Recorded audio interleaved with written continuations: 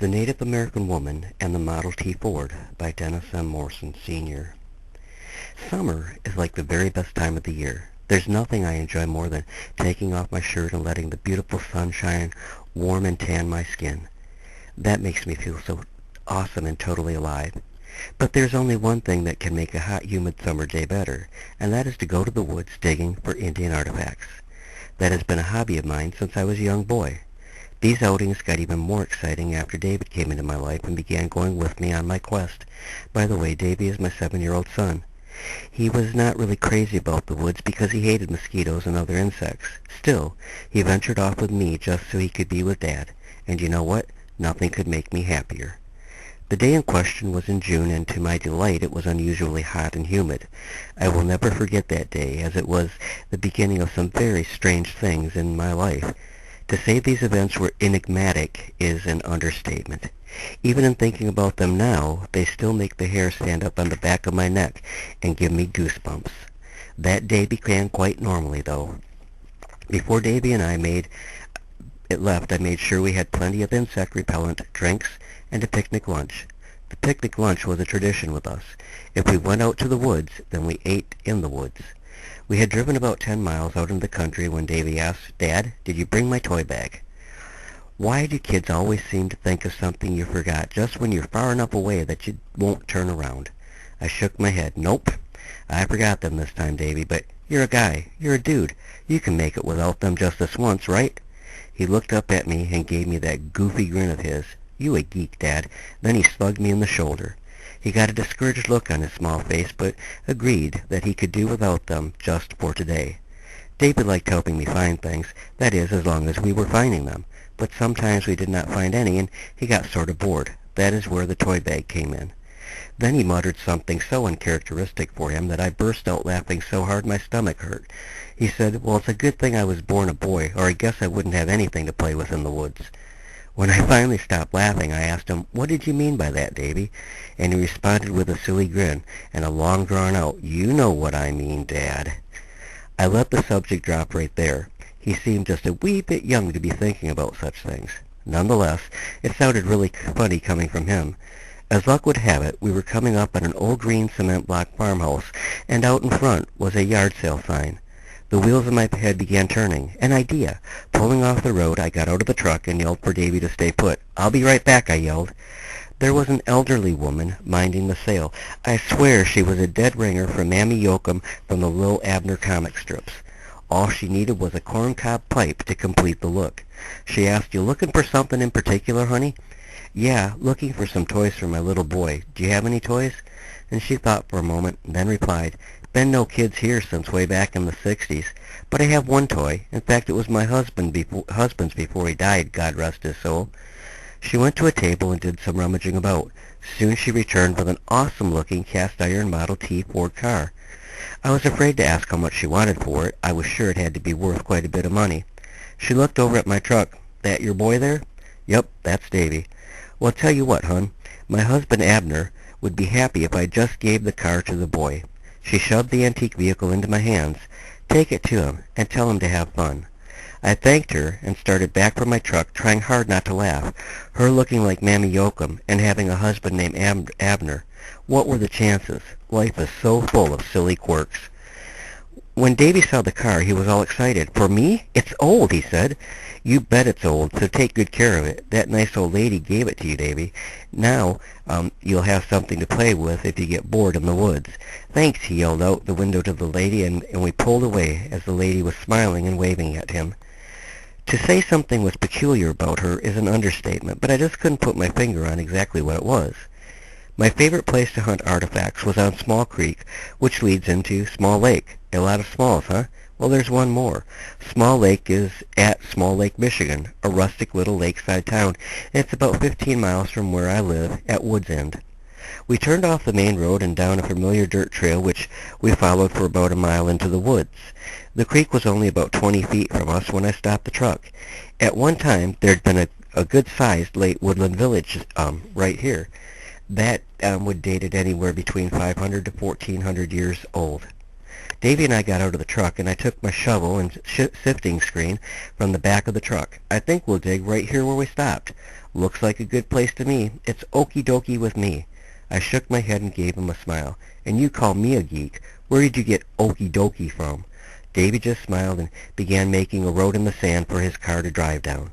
While he was busy with that, I began carefully examining the ground for any signs that might be productive of a spot to dig. I didn't have to look long. "Hey, Davy," I called, "look at this. A really nice piece of an Indian pot." I was excited, but Davy was having too much fun playing with his car that he had named Mishki Wheezy. How he came up with an Indian name for an old car, I have absolutely no idea. I marked out a 5x5 square on the ground and began carefully removing the surface sand, which was full of pottery shards and flakes of flint from the production of arrowheads and other stone tools. The dirt beneath was black and had a waxy feel to it. This had been a hearth, a campfire, maybe as far back as 1,000 years ago. I was really getting excited. Davy left his car on the road he made and came over to see what I was finding. He helped me pull out several stone knives from the ground and some large pieces of a cooking pot and a few odd scrapers, all pretty nice items. We went at it for a good 2 hours, and by then Davy was looking hot and hungry. "Do you think it's time, son?" I asked. "I think it's time, Dad," he replied. See, I figured my success in hunting relics was due in part to the fact that we respected the people that at one time lived on the site. So whenever we went digging, we would leave a gift in the hole for the spirits of the people that might still be there. Usually we left tobacco, which is a traditional Native American Indian offering. From my backpack, I took a small clay pot that I found on this site many years before, and then I removed a few cigarettes from my pack and broke them into the pot. About this time there came a loud rumble of thunder. Neither of us had noticed that dark clouds were moving in, and they were coming quickly. "We'd better make this fast, son, or we're going to get rained on." I took some dried sage I had also brought and crumpled it into the tobacco, then added a few fragments of white birch bark. I lit the mixture and it began smoking. We took turns passing the pot over and around the hole that I had dug. I and my son thanked the spirits of the people who called this place home. "Thank you for the gifts you have given us, and we leave this gift for you." Then I emptied the smoldering contents of the pot into the hole, threw in a few more cigarettes, and then filled the hole in. By the time the hole was filled, it had begun to rain. Lightning was flashing in the sky and struck loudly somewhere nearby. I gathered up our finds, my backpack, and took Davy's hand and dashed into the truck as the tempest really broke loose. The storm was still growing strong when we got home. Davy and I ran into the house, but not without getting soaked first. I noticed he did not have his car with him. In fact, I did not remember seeing him have it in the truck. "Where's your car, Davy?" I asked. He got that dweeby look on his face and told me sheepishly, "I buried it." "You what?" I exclaimed. "You left tobacco. I left my car. Do you think they'll like it, Dad?" I couldn't get mad at him because his heart was in the right place. "Well, yeah, of course they'll like it, Davy. That was a really nice thought, but inside I was thinking, how could you do that? That car must be worth at least a couple $100. I decided I'd make a special trip back out there when Davy was at school and retrieve the car. The storm continued on after dinner. It looked like it would be an all-nighter. We dried off and watched a couple of old episodes of Gilligan's Island. We both started yawning, and before I knew it, Davy was sound asleep with his head on my lap. I gently picked him up and carried him into his room and laid him on his bed, and I covered him with his favorite blanket, and then headed to my own room, where the thunder and lightning and rain lulled me into a deep sleep. I couldn't have been sleeping very long. I opened my eyes, and it was still dark, but the storm had stopped. What woke me was Davy. I heard him laughing and talking to someone in his room. Right away I panicked and flew out of bed, down the hall, and threw the door open to his room. Davy was sitting in the middle of the bed, and he looked up at me innocently and he asked, "What's wrong, Dad?" "Who were you talking to? Was somebody in here with you?" "Yes," he said with a bright smile. "Mishki Wheezy was here, and she brought me this gift." From under the cover, Davy took out the car that he said he had buried back at the dig site. I was a little angry. "You know it's wrong to lie, Davy. You told me you buried your car. Then you went out to the truck in the middle of the night and got it."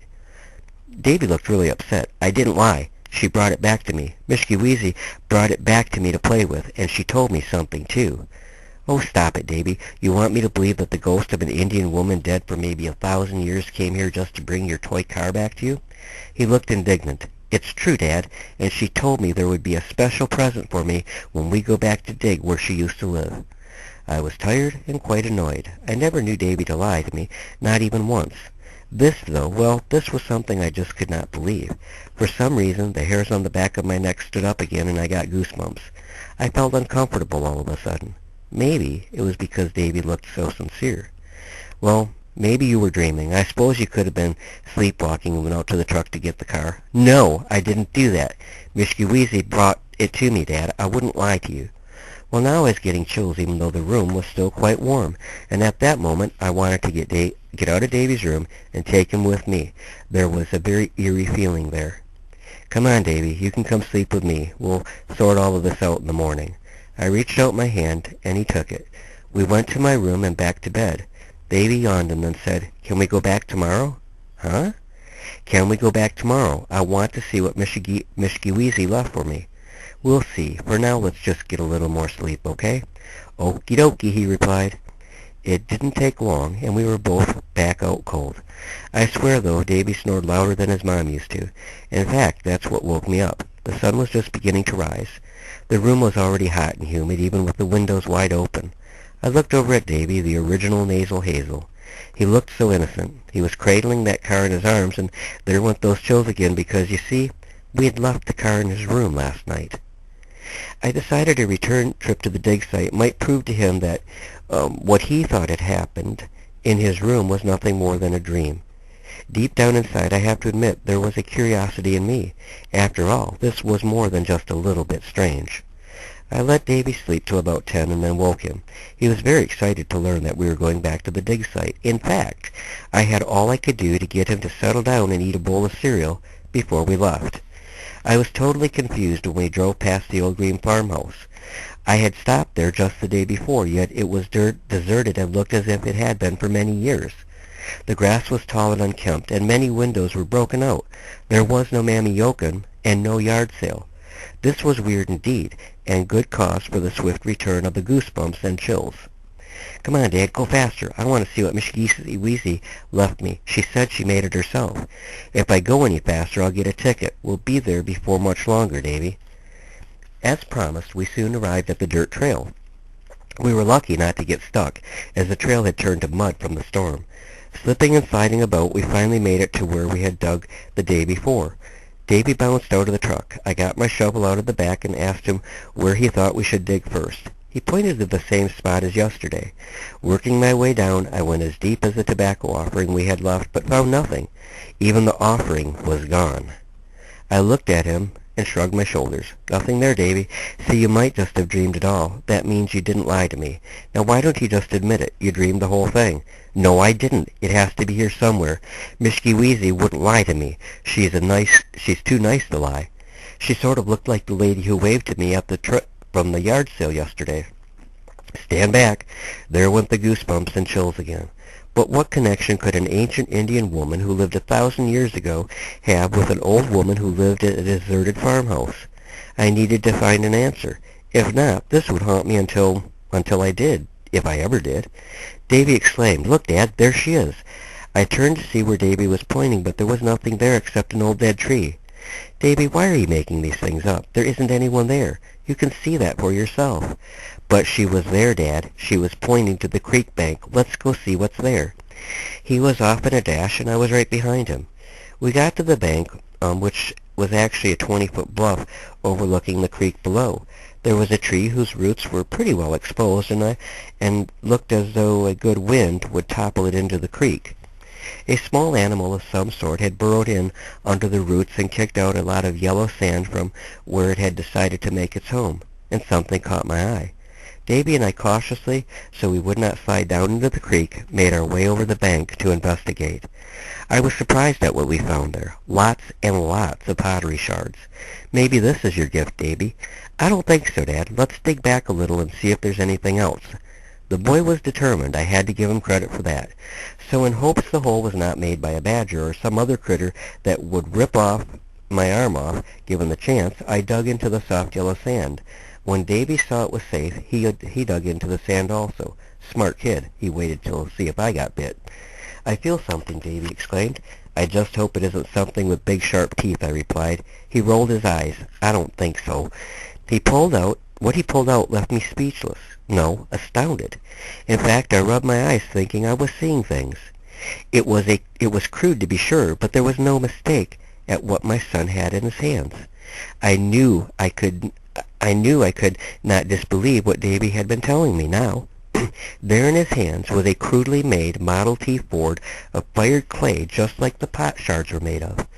"Wow, Dad, look at this!" I shook my head. "I'm sorry I didn't believe you, son. Somehow Missy Geese got the car you left in the ground and brought it back to you, and she made another one. I can't believe what I'm saying, but there's no other explanation. I told you she had left a gift for me," he said so matter-of-factly.